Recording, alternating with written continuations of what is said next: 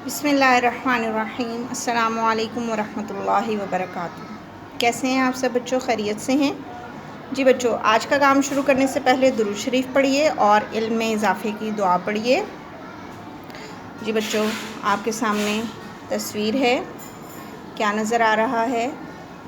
एक इंसान और उसके जिस्म के मुख्तलिफ़ हिस्से, ठीक है। यहाँ ये आँखें हैं, नाक है, मुँह है, फिर यहाँ दिल है, फिर कोहनी है, हाथ, अंगूठा, टांग, पैर, यहाँ उंगलियाँ हैं, बाजू है, सीना है, गर्दन, कान, बाल। जी, अल्लाह ताला की बहुत बड़ी नेमत। अल्लाह ताला ने हमें ज़िंदगी दी, सेहत दी, आफ़ियत दी और हमारा जिस्म अल्लाह ताला ने बहुत अच्छे तरीके से बनाया। हर चीज़ अच्छी, बेहतरीन और सलामत हालत में है। अल्लाह का शुक्र अदा करना चाहिए। जी बच्चों, जिस्म बहुत बड़ी नेमत है अल्लाह ताला की और इसका बिल्कुल ठीक तरीके से काम करना सेहत व आफ़ियत के साथ और भी बड़ी नेमत है। अल्लाह का शुक्र अदा करना चाहिए। आज का हमारा उन्वान है, हम खोल रहे हैं इकरा उर्दू और आज का हमारा उन्वान है हमारा जिस्म, ठीक है। आज हम इसका मुताला कर रहे हैं। अपने सामने रखिए, सफ़ा नंबर है 44। सबक है हमारा जिस्म। हमारा जिस्म गोश्त, हड्डियों और रेशों से बना हुआ है। तुमने किताबों या डॉक्टरों के शिफाखानों में इंसानी ढांचा देखा होगा। ये ढांचा हड्डियों का मजमूआ है। इन हड्डियों पर अल्लाह ताला ने गोश्त चढ़ाया है और रग पट्टे बनाए हैं और इन सब को एक खाल से ढांक दिया है। हमारे जिस्म का ढांचा बहुत अहमियत रखता है। ये हमारे जिस्म को सीधा रखने में सहारा देता है। हड्डियों के ढांचे के बग़ैर हमारा जिस्म केंचुए की तरह होता है। तुमने केंचुआ तो देखा होगा। हमारा ढांचा हमारे जिस्म के नाजुक हिस्सों की हिफाजत करता है। हमारे सर की हड्डियाँ हमारे दिमाग को चोट और हादसों से बचाती हैं। हमारी पसलियाँ एक पिंजरे की तरह हैं। ये पिंजरा हमारे दिल और फेफड़ों की हिफाजत करता है। इंसानी ढांचे में 206 हड्डियाँ होती हैं, कुछ लंबी, कुछ छोटी, कुछ मुख्तलिफ़ शक्लों में। रान की हड्डी सबसे बड़ी होती है। सबसे छोटी हड्डी कान के अंदर होती है। इन्हीं हड्डियों के ज़रिए जिस्म को हर किस्म की हरकत देने में आसानी होती है। अल्लाह ताला ने हमें अच्छी शक्ल दी है।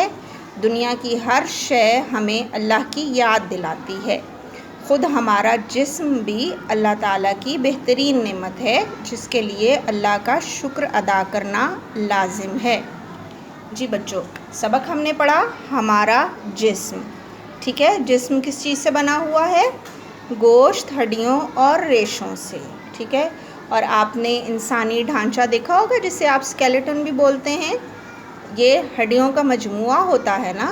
अब उन्हीं हड्डियों के ऊपर जब गोश्त और रग और पट्टे बना दिए जाते हैं और फिर उन सब चीज़ों को खाल के अंदर ढाँप दिया जाता है, तो हमारा जिस्म मुकम्मल तौर पर बन जाता है।